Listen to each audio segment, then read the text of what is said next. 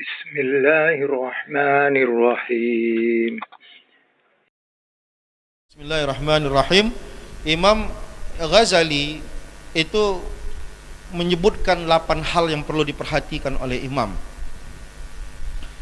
Pertama, an yukhaffifas shalah. Tadi sudah dibahas bahwa imam ini dalam sholat mesti meringankan. Tadi sudah kita bahas ini, tak kita ulang lagi. Yang maksudnya yang diringankan itu apanya? Fi qiraati surah, dalam memilih ayat ataupun surat. Meringankan itu bukan lokbar itu maksudnya. Ringankan di sini adalah pada bacaan ayatnya. Nah, ada pula imam nih kadang apa? Kalau imam, makanya kita mufaraqah dalam salat itu ada yang sunnah kita untuk mufaraqah, bahkan ada yang wajib mufaraqah. Di antara bentuk kita sunnah mufaraqah adalah ketika imam kita ini ternyata sunnah itu lewat sama dia semua. Rukuk gerak aja baca ndak gitu misalkan. Ditinggalkannya sunnah-sunnah itu, maka kita tengok imam ini sekedar sah aja sholatnya. Yang sunnah-sunnah ditinggalkannya, ya udah sunnah pula kita meninggalkan dia. Lanjutkan sholat kita sendiri. Nah, gitu. Kan ada imam ini mungkin mode malas dia gitu.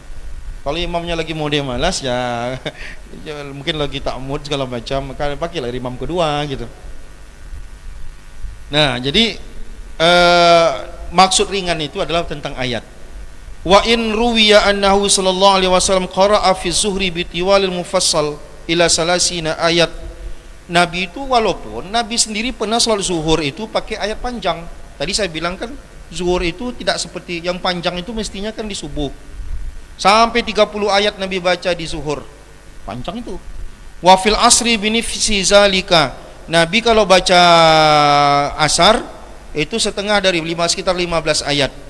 Wa fil maghrib bi awakhiril mufassal. Pada maghrib Nabi baca akhir-akhir mufassal. Ad-Duha, An-Nas, Al-Kafirun. Wa ruwiya, dan diriwayatkan juga anna akhir salatin sallahu Rasulullah sallam al-maghrib qara'a fiha surah wal mursalat. Nabi itu di akhir hayatnya, salat maghrib terakhir kali Nabi kerjakan itu pernah baca wal mursalat. Berarti kan tidak wajib harus qul ya'il kafirun. Wal mursalat itu tergolong panjang lah. Kan di atas nabak ke atas wal mursalat kan. Nah, sedangkan di atas nabak itu kategorinya panjang. Itu Nabi sholat terakhir Nabi. Wabil jumlati, namun secara keseluruhan, fattakhfifu aula, meringankan bacaan itu lebih aula. Maksudnya Imam Ghazali ingin jelaskan, Nabi itu pernah memang tak teratur. Maghrib panjang, tiba-tiba ini pendek. Tapi secara umum Nabi itu sebenarnya punya standar. Nah, tapi pernah juga Nabi tidak pakai standar itu. Ini tapi berarti menunjukkan secara keseluruhan meringankan bacaan itu aula. La siyama izaka sural jam'u, terutama kalau jamaahnya banyak. Kalau kita lain pula, makin banyak jamaah makin digas ini, makin mantap kita gitu kan. Wih, banyak nih gadis nih kan, ajar gorim-gorim masih muda kan. Nah gitu, makin banyak dia justru orang makin beragam keadaannya, makin banyak anak-anak, makin bising telinga kita dengarnya, makin banyak orang tua, makin banyak modelnya penyakitnya. Nah gitu, maka semakin banyak maunya semakin, nah gitu, makin diringankan. Jadi sholat tarawih itu malam pertama agak-agak laju dikit nggak apa lah gitu, kan rame gitu. Kalau malam 30 nggak ada lagi tuh, itu tinggal jemaah inti lagi, nggak apa lah, agak panjang dikit. Malam 1, malam kedua masjid tuh kok tarawih, la haula wala. Langsung rapat cuma pengurus itu untuk memperluas masjid. Malam ketiga udah tak semangat lagi, udah cukup masjid kita ini kan. Itu yang pertama yang perlu diperhatikan tentang bagaimana kita meringankan bacaan. Yang kedua kata Imam Ghazali, la yubakkir, tidak boleh terburu-buru imam. Malam yafragh al-muazzinu minal iqamah, maksudnya imam dalam memulai sholat itu tak perlu terburu-buru sampai muazzin selesai iqamah dan selama saf belum lurus. Jadi gini Pak, Ini yang jamaah kita yang pernah saya ingatkan. Sunnahnya ini di beberapa masjid ini salah saya lihat. Salahnya gini. Ini mohon maaf ya, jangan tersinggung ya. Imam ini berdiri dulu dia. Tuh. Belum qomat nih. Nah, makmum pun berdiri juga. Dah rapi semuanya baru qomat. Kelihatannya bagus. Kelihatannya bagus. Tapi secara hukum itu tak bagus. Karena perintah berdiri itu kapan? Setelah qomatnya selesai. Dalam mazhab Syafi'i tuntas semua qomat sampai ujung qomat baru berdiri. Dalam mazhab Hanafi qad qamatis shalah berdiri. Kelihatannya memang awak pun jadi ustaz mau kayak gitu, nanti dibilang malas pula sama jemaah. Itu maksudnya berdiri juga. Tak afdal. Kelihatannya mantap. Woi, jemaah masjid itu tuh belum qomat lagi udah berdiri semuanya. Bukan masalah itunya.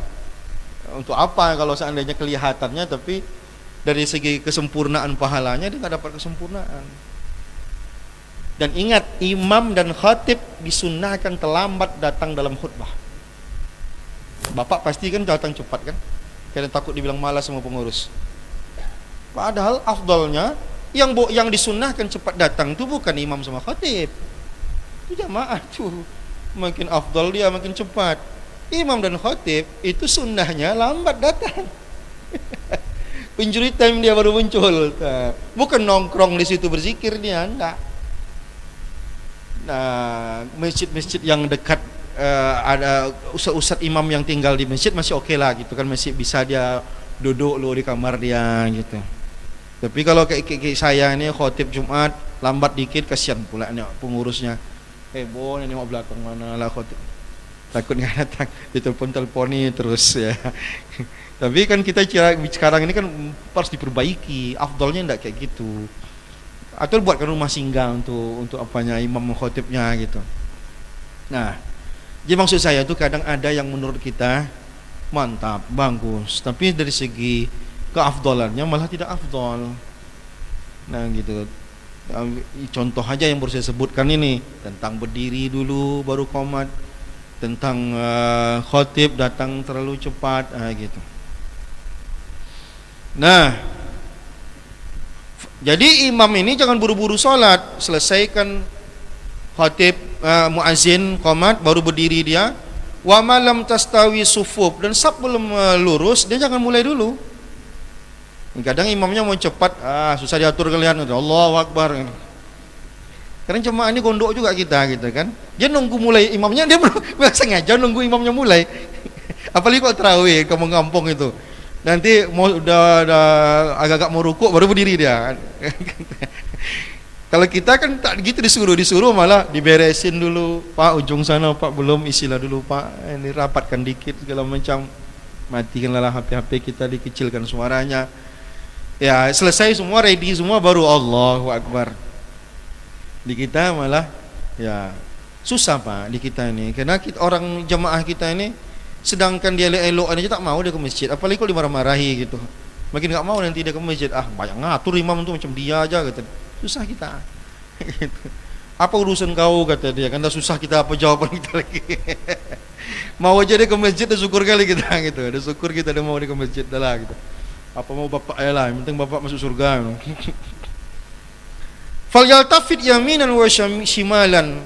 Maka kata Imam Ghazali, kata Imam Nawawi Bantani, maka imam tu wajar nengok kanan nengok kiri dulu sebelum mulai. Tengok kanan, belum lagi Pak, tolonglah Pak gitu. Pak.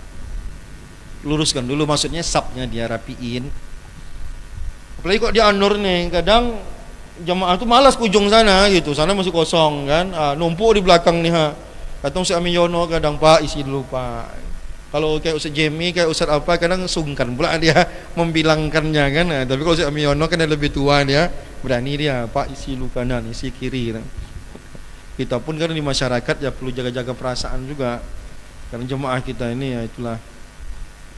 Fa in ra'a khalalan amara bitaswiyati. Kalau nampak dia masih ada kosong, maka dia suruhnya rapatin dulu. Nah, maka imam tahu kalau meluruskan itu tumitnya lurus. Kalau dia nanti berdiri dia harus sejajar bahunya dengan kakinya, supaya ketemu bahunya, ketemu pula kakinya gitu. Kalau jamaah terlalu ngangkang, disuruhnya agak rapat dikit. Bang, terlalu ngangkang kali itu, nanti nggak ketemu bahunya, tumitnya yang ketemu, kaki bahunya nggak ketemu gitu. Ya pandai-pandai lah imamnya. Kalau di masjid lain ada kadang berani dia, tolong handphone dimatikan dulu. Kadang ada juga yang tak berani dia, daripada kena marah kata dia. Yang kedua, kata Imam Ghazali, perhatikan masalah itu bagi imam. Nah, ini biar mantap imamnya nih. Ya cuman ya perlu diulang-ulang nanti. Ini kan dibawa aja pulang nanti. Yarfa'ul imam sautahu bitakbirat. Maka si imam nanti ketika semua takbir disunnahkan untuk mengeraskan suaranya. Allahu Akbar semuanya. Jangan sungkan-sungkan. Kadang tak tegas. Kalau imamnya tak tegas, samar-samar kedengaran, kesulitan jemaah. Apalagi jemaah kita ngantukan orangnya, bisa takbir itu agak kencang sedikit, pakai suara yang paling tegas lah. Wala yarfa'ul ma'mum sautahu, beda dengan makmum tak perlu mengangkat suaranya. Nah, illa biqadri ma yasma'u, kecuali makmum nanti dia hanya mengangkat suara sekedar dia sendiri yang dengar. Inilah masalah ini yang saya sering kali ceramahkan di masjid. Banyak orang yang sholatnya tak sah gara-gara tak membaca dalam sholat. Dia merasanya baca, tapi saya melihatnya dia tak membaca. Dia Allahu Akbar, mulutnya bergerak pun tidak. Apa nih? Apa lah bapak ni bantu kan? Tiba-tiba rukuk dia. Ya pula. Coba. Baca aja. Kapan bapak bacanya? Ya sir. Dipahaminya sir itu rahasia gitu. Sir itu artinya adalah dibaca pelan. Walaupun dalam bahasa Arab sir itu artinya rahasia, tapi yang dimaksud dalam hal ini dibaca pelan. Standar minimal baca itu ada. Standar minimal baca itu adalah lafaz itu keluar dari mulut dia, dan minimal kekerasan volumenya itu minimalnya dia sendiri dengar. Kalau enggak sah sholatnya. Saya tengok, perhatikan. Kalau ruku oke, karena dia sunnah. Kalau sujud sunnah, tapi kalau Al-Fatihah ya enggak bisa, dia rukun. Takbiratul ihram rukun. Tapi takbir yang lain oke lah, itu sunnah semua kan. Cuma takbiratul ihram yang rukun. Takbir yang lain semua sunnah. Tapi dia yakin saya bukan karena sunnahnya. Ada juga ustaz-ustaz nih kadang diam aja, yang sunnahnya tak dibaca, ini mau cepat. Karena dia tahu mana yang sunnah, mana yang tak sunnah. Karena jemaah ini nggak ngerti dia mana yang sunnah, mana yang tak sunnah. Oleh karena itu kata ulama, kalau orang tak ngerti mana yang sunnah, mana yang wajib dalam sholat, sholat tak sah. Tak sah sholat orang yang tak ngerti mana yang wajib, mana yang sunnah. Dia tahu mana yang ada yang wajib, ada yang sunnah, tapi nggak tahu menahu mana satu, tak sah sholatnya. Kecuali dia menganggap semuanya wajib, masih bisa sah sholatnya. Gitu. Tapi kalau dia yakin dia ada yang sunnah, ada yang wajib dalam sholat, tapi tak tahu yang mana satu, itu bisa tak sah sholatnya. Gitu. Jadi ini yang paling sering. Kok bisa kita imam ni kita tengok juga lah makmum kita ni bang, terutama anak-anak muda, kadang di sekolahnya pelajaran agamanya tak begitu bagus gitu kan. Kita tengok, kita panggil anak-anak kita ni satu-satu. Didikan subuh ahad itu kita tingkatkan, kita kasih tahu betul kalau gini ni tak sah sholat adik-adik. Kenapa enggak sholat bang? Kau tak baca. Nah, harusnya kau baca. Baca itu yang disebut dengan membaca itu adalah kata yang dilafazkan, yang keluar huruf demi huruf dari mulut kita. Al-Fatihah itu wajib pakai tajwid. Kalau dia diam aja, mana ada tajwid, diam aja. Tajwid itu justru dari mulut. Kalau tak ada gerakan mulut, enggak ada tajwid.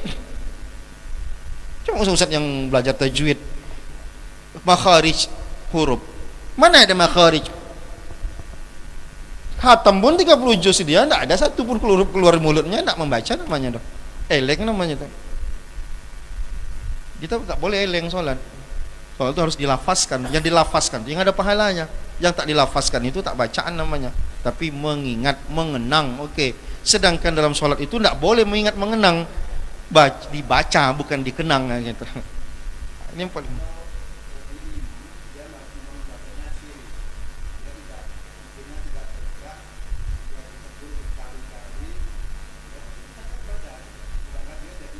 berarti dia tidak a'lamu bis sunnah, seperti tadi tak cukup syarat jadi imam. Kan tadi sudah dijelaskan di awal, bukan hanya sekedar fasih bacaannya. Kalau memang sekedar fasih bacaannya, tiba pas pelaksanaannya salah, berarti dia tak cukup syarat jadi imam. Kalau tak cukup syarat jadi imam, cari anak muda yang semangat, yang bisa diajarkan. Biasanya tua itu tak bisa diajarkan lagi. Dan dia berasa dia duluan banyak makan garam di rawa.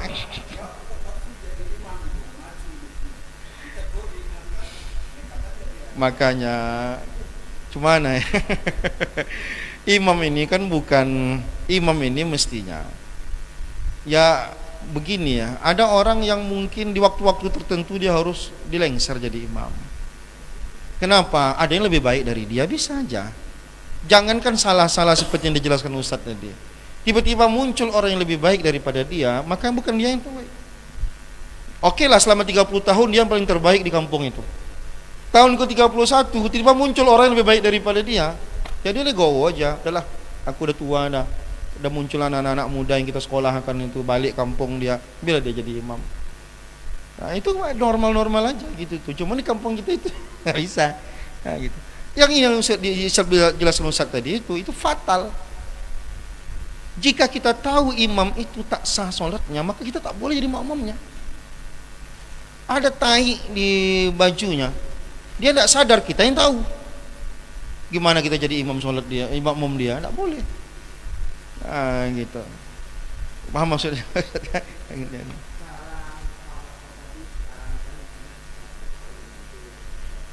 Mufarokoh itu caranya kita tinggal berniat bahwa kita memisahkan diri dari sholat. Tidak mesti, kita tetap lanjutkan sholat, tapi nggak boleh ikut gerakan imam. Kalau kita ikut gerakan imam bisa batal sholat kita. Udah kita niatkan di hati kita lanjutkan sendiri tanpa mengikuti imam. Iya, kita di situ aja. Cuman kita tak lagi pakai komando. Kita tak pakai komando imam lagi. Lanjutkan. Enggak ada cerita putus sab itu. Sab itu enggak ada cerita putus kecuali memang dia bangunan besar apa segala macam itu baru. Sedangkan jarak 350 300 hasta masih sah orang berjamaah. Saya di sini nih. Jamaah satu lagi 305 hasta di sana. Itu masih sah. Nah, cuma tidak afdal karena jauh. Kita kalau sahnya sah. Jadi orang ini tadi itu dia ya justru kalau diikutinya gerakan imam atau dia pindah berarti batal sholatnya. Gitu. Jadi dia tetap lanjut tapi dengan sendiri, udah statusnya sholat sendiri. Karena kalau dilanjutkan dia justru tidak sah sholat dia, karena dalam sadar dia mengikuti imam yang tidak sah sholatnya. Gitu. Hati. Jadi kalau yang diceritakan Ustaz tadi itu imam itu perlu ditegur keras itu pakai SP2 itu. Nggak bisa pakai nasihat-nasihat itu. Sekali lagi tak berubah dia langsung SP3 itu. Makanya perlu juga, saya bilang tadi ini materi ini kurang waktunya. Tapi kalau memang nanti pengen lebih serius, imam yang baru nanti kita buat dengan akademinya seminggu 2 minggu, itu baru bisa semua materi kita sampaikan. Pindah batal sholat dia nanti gerakannya. Kalau bergerak lebih dari 2 kali, dalam mazhab Syafi'i itu 3 kali dah batal sholat.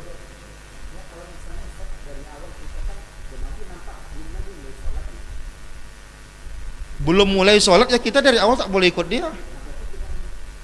Ya itulah itu ya, kita ganggu orang namanya kan. Kan kita tengok orang pula kita rukuk sendiri, orang belum rukuk kita rukuk pula sendiri.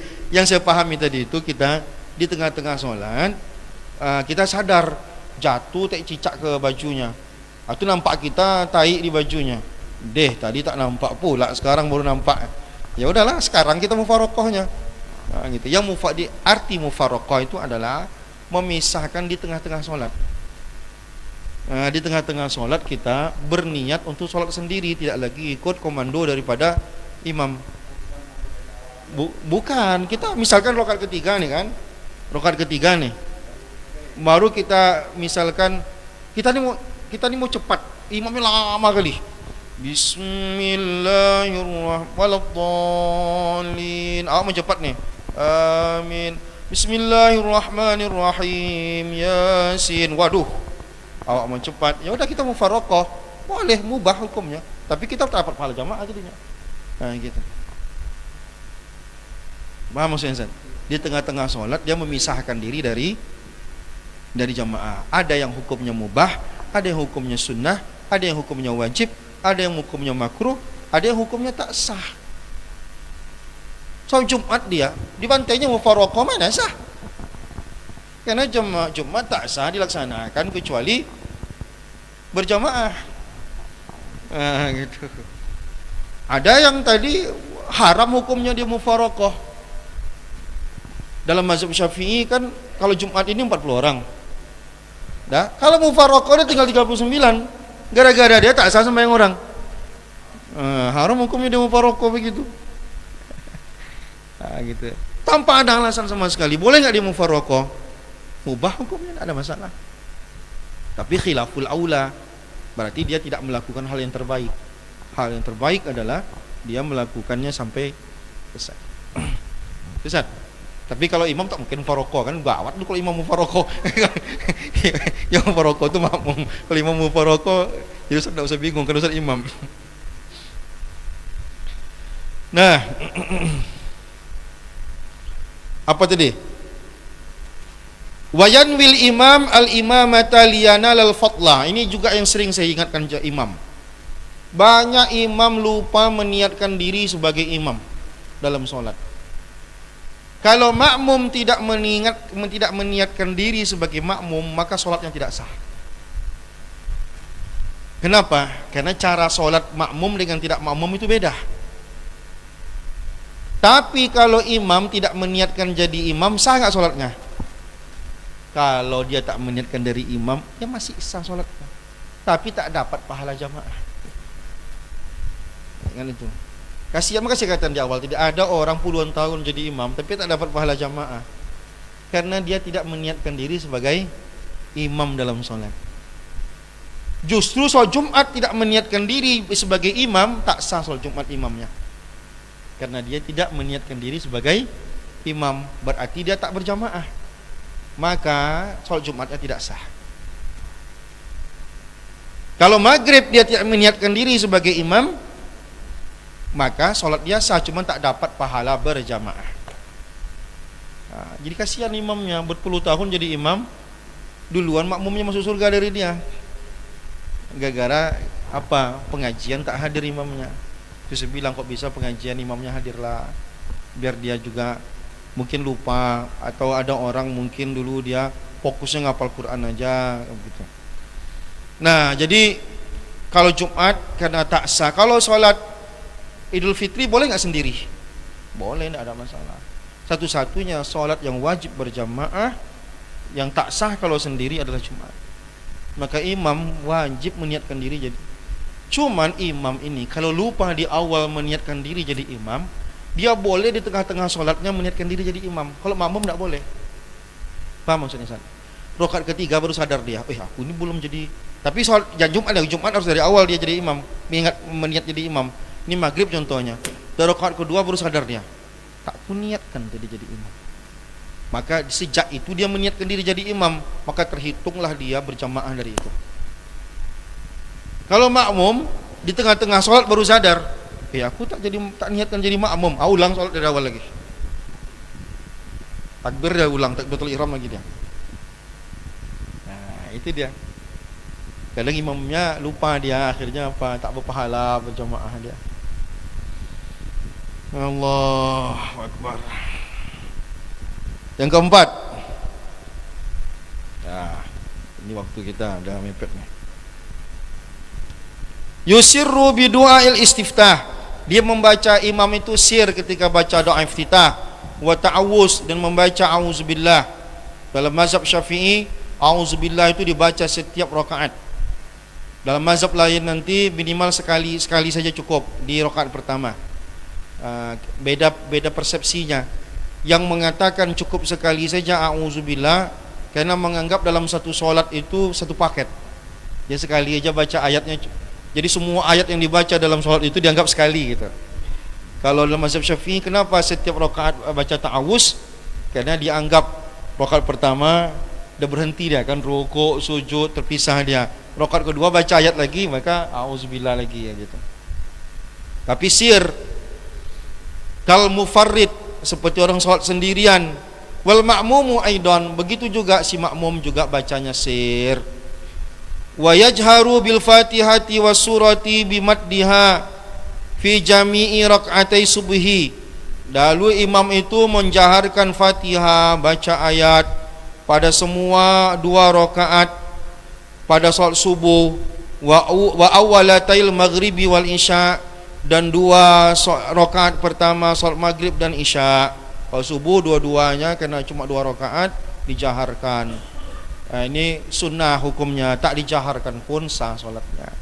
Ini sunnah hukumnya. Jadi imam maghrib pun tipe silent pun masih sah salatnya gitu. Berarti makmum belakang harus baca. Tapi kan kita bicara kesempurnaan, janganlah kayak gitu. Masa imam diam aja? Pilihlah imam lain kok gitu.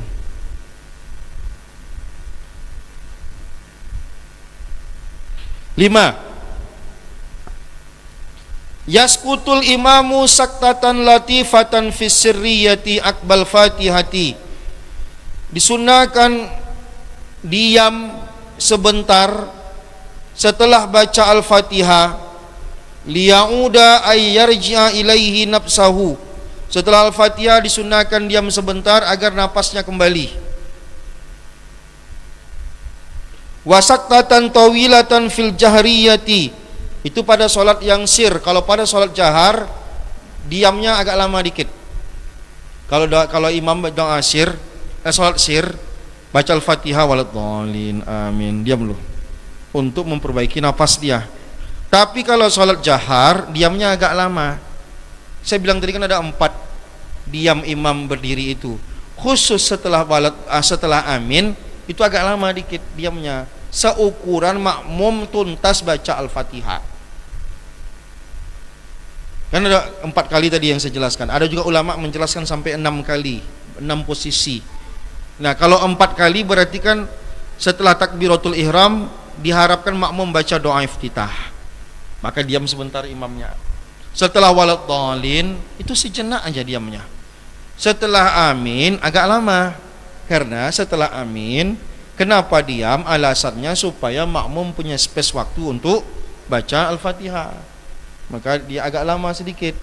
Nah, nanti sebelum rukuk pun diamnya pun tak lama, sejenak juga.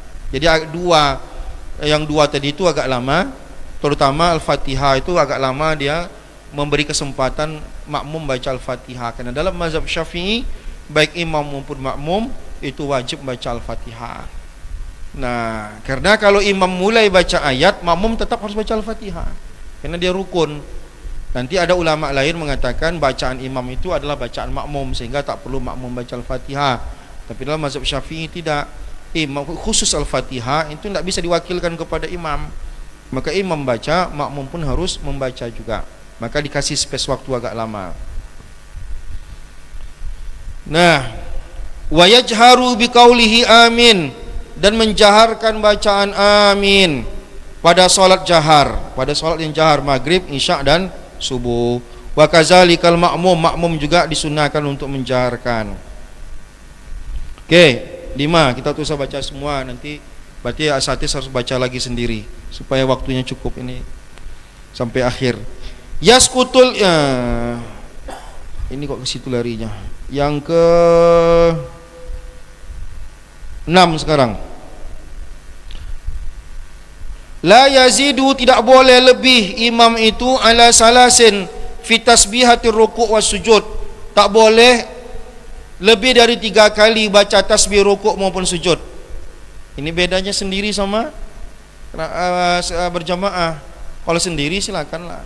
Khusus imam ini, kalau makmum selagi imamnya itu belum sami Allahu liman hamidah, lanjut aja dia terus subhanallahil azim wa bihamdihi subhanallahil azim wa bihamdihi subhanallahil azim wa bihamdihi. Khusus si imam jangan kegatalan panjang-panjang. Nah, 3 aja lah subhanallahil azim. Karena dia memikirkan orang lain, bukan dipikirkan dirinya. Jangan ukur diri kita, tapi ukurlah kemampuan makmum. Kita imam itu adalah merasa-rasa bagaimana keadaan makmum gitu. Maka dia pakai standar. Kalau dia nanti mau panjang-panjang, memperbanyak pahalanya, Itu ketika sholat sendiri. Ada dulu sahabat Nabi itu sore-sore hari dia bertekad ya, malam ini aku berdiri lama-lama lah, berdiri sampai subuh. Maksudnya dalam sholatnya perbanyak berdiri. Ada nanti yang bertekad, aku sujudlah lama malam ini. Lebih ketika sujud lama sujudnya selama-lamanya, tak ada masalah. Sholat sendiri boleh seperti itu. Tapi kalau jadi imam itu tidak bijaksana namanya. Pitam jemaah itu nanti. 3 tu aja dia pitam dia, apalagi 7. Bangun tu hitam semua dah. Jadi malah petaka nanti. Naam. Ruwiya anna Anas bin Malikin, diriwayatkan tatkala Anas bin Malik lama salah khalfa Umar bin Abdul Aziz, tatkala Anas bin Malik salat di belakang Umar bin Abdul Aziz jadi makmum, wa kana amiran bil Madinati, ketika itu Umar bin Abdul Aziz jadi amir di kota Madinah. Apa kata dia? Kata Anas bin Malik, ma sallaitu wara'a ahadin, tak pernah aku salat di belakang orang, asbaha salatan bi salati Rasulullah SAW, yang lebih mirip salatnya seperti Rasulullah, min hadza syab, dibandingkan anak muda ini. Maksudnya Umar bin Abdul Aziz, sangat mirip salatnya Rasulullah. Wa kunna nusabbihu wara'ahu asyaran, kami bertasbih di belakang dia 10 kali 10 kali. Wa zalika hasan, dan itu bagus. Walakin as-salas izaka sural jam'u ahsan, tapi cukupkan 3 kali ketika banyak orang, itu jauh lebih baik. Jadi kalau cuma kita bertiga sholatnya, gimana bang? Lama-lama kita, ya tidak apa-apa, terserah kau aja lah, kata dia. Tapi kalau makin ramai jamaah, tidak boleh begitu. Gitu 3 tu. Kata dia, kami memang 10-10 baca, tapi kata dia itu bagus. Tapi dicukupkan 3 saja ketika ramai orang, itu jauh lebih bagus. Ini perkataan siapa? Anas bin Malik radhiyallahu taala anhu, sahabat besar, sahabat junior tapi ulama besar di kalangan sahabat. Fa iza lam yahdur illal mutajarridun lid-din fala ba'sa bil asyar. Tapi kalau tidak ada yang datang kecuali hanya orang-orang yang betul-betul memang pengen ibadah lama-lama, maka tak apa-apa 10, 20 tak ada masalah. Jadi 3 itu bukan batas maksimal. 3 itu batas maksimal bagi imam supaya dia jangan menyiksa jamaahnya. Maka tadi dia, kalau ramai orang 3 lebih baik. Tapi kalau yang datang itu memang kita tahu ini memang mau cari ibadah nih, lama-lama pun takkan protes dia. Ya udah, makin lama tidak ada masalah. Maka saya bilang tadi, kalau bapak sholat jadi imam masjid seperti An-Nur, tidak bisa bapak kayak gitu. Karena bapak tidak tahu siapa yang datang. Tadi dari kota mana sehingga mau sholat, kita tidak kenal kan. Tapi kalau bapak sholat di komplek rumah bapak, bapak tahu yang ini tipis imannya nih. Ini baru mu'alaf nih, yang ini baru 2 hari sholat berjamaah ini. Itu jangan. Karena jemaah kita itu kadang lebih aja satu subhana rabbil azim, itu protes dia. Nah, jadi kita harus bisa pisahkan mana yang jemaahnya dikit dan itu ahli-ahli ibadah, mana yang jemaahnya ramai, yang mungkin ya setengah-setengah hati baru gitu. Kita mesti bertoleransi. Itulah imam itu. Jadi imam itu, ada jemaah saya itu, ada Ustaz saya sebut namanya, ada imam, kata imamnya apa? Terserah akulah mau panjang mana. Nanti kalau aku mau ku yasin kata dia. Mau tinju dah saya. Ya, cuma nih imam kayak gitu. Tidak bijaksana namanya. Selera dia diikutkan. Mana bisa selera imam diikutkan jadi imam? Ya, gitu ada aturan mainnya. Bukan mentang-mentang kita hafal yasin, kita baca yasin di sholat maghrib. Tidak bisa itu. Yang ketujuh, la yazidu fi tasyahudil awal ba'da qaulihi Allahumma salli ala Muhammad.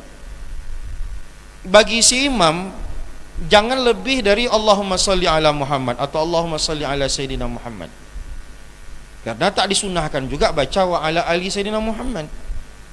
Nah, maka begitu Allahumma salli ala Sayyidina Muhammad, dah, halas, naik. Tak boleh berlama-lama ketika tasyahud awal. Apalagi kalau dia baca yang tidak disunahkan, Allahumma salli ala Sayyidina Muhammad. Sampai di situ aja disunahkan pada tasyahud awal. Wa ala ali Sayyidina Muhammad kan tak disunahkan. Dibacanya adalah makin panjang, tidak pula ada kesunahannya. Maka imam ya enggak usah lama-lama. 8. Yaktasiru al-imamu firqatul akhirataini 'alal Fatihah. Imam mencukupkan diri pada 2 rakaat terakhir hanya baca Al-Fatihah. Misalnya asar nih, 2 rakaat pertama baca Al-Fatihah dan ayat. Dia 2 rakaat terakhir, walaupun boleh kita baca ayat, tidak batal sholatnya, tapi bagi si imam itu tidak afdal. Bagi imam udah baca Al-Fatihah, waladhdallin, amin, ruku, Allahu Akbar. Intinya jangan mempersulit kalau udah jadi imam gitu. Nah, amal makmum beda dengan makmum. Fayusannu lahu an yaqra'a surah afisali sawar rabi'ah. Sunnah bagi dia baca ayat pada rakaat ketiga dan keempat setelah Al-Fatihah kalau waktunya masih ada. Bagi imam tidak. Itu mana tahu makmum kan? Lama kali pun rukuk imamnya baca ayat awal dulu, bismillahirrahmanirrahim, qul huwallahu ahad. Rakaat ketiga ini tidak ada masalah. Nah, tapi bagi si imam tak elok begitu. Bagi imam waladhdallin, amin, rukuk. Nah, gitu dia. Jadi kita mesti membedakan kita statusnya jadi imam atau menjadi makmum. Oke, tambahan halaman berikutnya. Ini tambahan ya sifatnya ya. Wayal basul imamu dan makanahu sa'atan ba'dama yafragu minas salam. Setelah selesai salam, sebaiknya imam jangan langsung cus pergi. Setelah salam, imam jangan langsung cus pergi. Wa fil khabaris, ada hadis menjelaskan annahu lam yakun yaq'udu illa qadara qauluhu Allahumma antas salam wa minkas salam tabarakta ya zal jalali wal ikram. Minimal itulah dulu. Selesai, mana tahu di masjid bapak tak solat berjamaah, tak zikir berjamaah pun, misalkan di tempat bapak tidak berzikir berjamaah pun, maka kalau bapak jangan langsung cus. Minimal bapak baca zikir yang biasa. Gini, kalau imam ni tak berzikir, misalkan imamnya langsung pergi, maka makmum pun tak ada semangat untuk berzikir juga, karena panutannya tak berzikir. Nah, maka upayakan makmum tu melihat, oh imam berzikir, duduk lama dia di sejadahnya, maka secara adab minimal sekali kita jangan pergi dari sejadah itu sebelum baca Allahumma antas salam. Itu minimal sekali. Dan bagi si imam mesti berzikir yang paling maksimal. Maka sering dicontohkan misalkan maghrib sama subuh. Penjelasan Nabi tentang zikir maghrib dan subuh kan ada perbedaan dibandingkan dengan yang lain. Kalau imam mengikuti semuanya itu lebih afdal. Misalkan kalau subuh itu dan maghrib baca istighfar 3 kali kan, sama seperti lain. La ilaha illallah wahdahu la syarikalahnya itu 10 kali subuh sama maghrib. Setelah itu baru baca Allahumma anjirni minan nar, Allahumma anjirna minan nar, Allahumma anjirna minan, Allahumma anjirna minan nar. Itu khusus subuh dan maghrib. Baru Allahumma antas salam. Dan kata Rasulullah, setelah assalamualaikum warahmatullah, kaki dibiarkan, jangan dilipat dulu. Setelah Allahumma antas salam baru kaki dilipat. Dan makmum pun ajarkan jangan bubar dulu. Kalau mau pindah tempat itu setelah Allahumma antas salam mau pindah-pindahlah. Nah, itu kita kan cari yang sempurnanya, bukan masalah sah atau tidak sah saja gitu.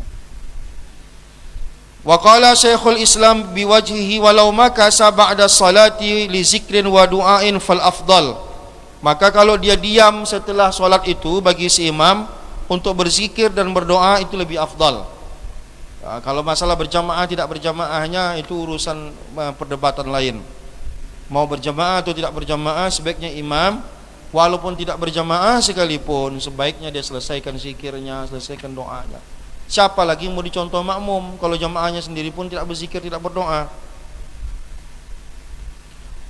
Fal afdal, maka yang paling afdal ja'lu yaminihi ilal mihrab, dia menghadap ke arah mihrab. Menghadap ke arah mihrab.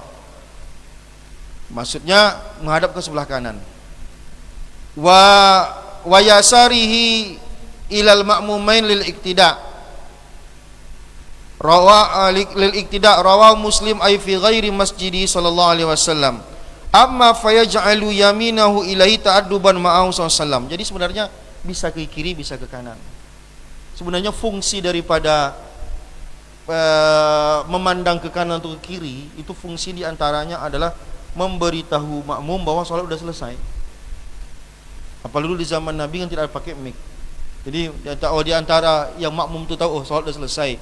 Di antaranya adalah si imam menghadap ke kanan atau menghadap ke kiri. Jadi memandang ke kanan, memandang ke kiri. Ada juga nanti di hadis lain memandang ke belakang. Cuman sebenarnya mandang ke belakang itu ada fungsi lain yang tak dipakai di tempat kita. Fungsinya mandang ke belakang iya, tapi tak lengkap fungsinya. Fungsi mandang ke belakang itu adalah untuk melihat kondisi makmum-makmum. Nah, mana yang tak datang, mana yang sakit, apalagi kan tinggal di perumahan, mana bapak sekolah, oh, tak datang dia, oh, yang sekolah sakit dia, kunjungi. Sekolah mana, apa, nggak ada kabar, ketiduran mungkin gitu. Biasanya kalau nggak ada kabar Nabi itu dikunjunginya. Kenapa tak datang? Itu kan awak repot pula kayak gitu. Kenapa kau urus aku tak datang? Kata dia, mak bingung awak. Mau bilang apa kita? Ya terserah kau aja lah. Oke. Terakhir, halaman terakhir.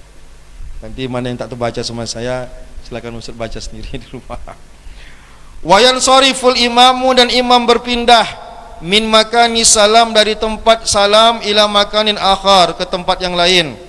Selesai salam, selesai doa, selesai zikir, berpindahlah imam tadi. Walau fi asna'il masjid au minal masjid ila tariq, meskipun masih dalam masjid pindah-pindahnya, jangan pak di situ tempat dia tadi imam, nongkrong pula ada di situ. Dah selesai solat, zikir, doa, dicarinya tempat lain untuk duduk-duduk, untuk berzikir dan lain-lain. Atau kalau memang dia baik dalam masjid tu pindah-pindah, atau dia keluar, gitu. Wala li'anna jihatal mana tadi, haitsu sya'a an yaminihi au shimalihi, baik dia keluarnya sebelah kanan ataupun sebelah kiri keluarnya. Wal yaminu ahabbu ilayya, kata Imam Ghazali, saya lebih suka kalau imam itu keluar dari tempat sholatnya dari sebelah kanan. Keluar dari tempat imam tadi, ya keluarnya dari sebelah kanan gitu. Li'anna jihatal yamin afdal, karena secara umum ya sebelah kanan itu lebih afdal. Wala yakhusul imam, ini juga adab bagi imam. Wala yakhusul imamu nafsahu biddu'a, imam tak boleh mengkhususkan dirinya dalam berdoa.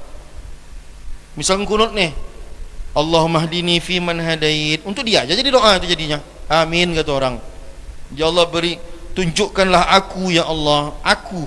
Berarti untuk dia sendiri. Amin kata makmumnya. Tak boleh. Si imam harus pakai domir yang jamak. Allahumma hdina, ya Allah tunjukkanlah kami. Tak boleh egois namanya imam tu. Selesai solat doa. Allahumma firli zunubi, pada makmumnya 1000 orang itu. Amin kata makmumnya. Dia makmum yang ngerti, pakak imamnya, dia sendiri aja dapat doa ni, awak tak dapat doa. Kan tak enak makmum itu. Ada apa? Ada lelucon anak muda pergi kenduri. Ila bapak, mari kita bacakan Yasin yang pahalanya kita hadiahkan kepada almarhum. Dia nak mau aku niat untuk nenek aku aja lah, kata dia. Ngapain dia datang situ kalau mau doakannya neneknya gitu? Apa maksudnya Pak? Dia baca Yasin nih, dia ajak pergi kenduri, nikah orang meninggal. Ini kawan si Ustaz apa? Kawan Ustaz dia Ustaz Suaidi. Dia jadi ikut kenduri, baca Yasin yang pahalanya dihadiahkan kepada mayit. Dia nak mau, dia ngapain aku doakan nenek itu? Doakan nenek aku yang meninggal, kata dia. Bertanya, ngapain kau datang ke situ kalau mau kau doakan nenek kau kan? Jadi si imam termasuk khatib Jumat. Khatib Jumat ketika berdoa, tak boleh dia berdoa untuk sendiri, karena doa dalam khutbah kedua kan, tak boleh dia untuk dirinya sendiri. Mesti untuk muslimin, untuk banyak orang. Dan ada satu lagi yang khatib yang lupa, dan imam masjid juga. Ini mungkin kita perlu dihafal doanya. Bagi imam masjid, karena dia memimpin banyak orang, maka dia harus ada unsur doa untuk negeri dan pemimpin negeri. Gitu, itu penting itu. Jadi ini yang kadang lupa orang tentang adab bagi imam. Karena kan imam ini dia kan bukan personal doanya, doanya mesti untuk kemaslahatan banyak orang. Kalau dia minta ampunkan dosanya, minta ampunkan dosa ramai-ramai. Kalau kita doa sendiri kan lebih detail. Ya Allah, ini banyak kali utang dah, ya Allah tolonglah ya Allah, ini orang lagi nagih dah, kan detail kita. Tapi kalau dalam memimpin doa beramai-ramai itu mesti umum. Nah, dan makin banyak maslahatnya makin bagus untuk maslahat kelayak ramai. Maka di antara unsur penting dalam doa sebagai imam maupun khatib Jumat adalah harus ada unsur-unsur doa untuk negeri dan pemimpin negeri. Nah, dasarnya banyak, di antaranya menurut para ulama, Imam Malik pun mengatakan, wallahu a'lam, Imam Malik atau Imam Ahmad bin Hanbal mengatakan, jika tinggal satu doa yang kabul, maka doa itu mesti diarahkan kepada pemimpin. Tinggal satu doa kita yang makbul, maka doa itu arahkan bukan untuk kita, tapi arahkan untuk ke pemimpinnya. Oleh karena itu, kalau bisa Bapak ketika menyusun doa yang dibaca itu, di antara unsur itu ada mendoakan negeri dan mendoakan pemimpin negeri, supaya maslahatnya lebih umum didapatkan oleh orang yang lebih banyak, gitu dia. Dah, selebihnya tinggal dibaca sendiri. Ini 10 halaman, jadi tidak mungkin kita bacakan semuanya. Tapi waktu kita masih ada. Bagi yang ini jatahnya untuk diskusi, bagi yang rasa-rasanya ada yang perlu didiskusikan. Semakin tak ada yang didiskusikan makin bagus. Silakan.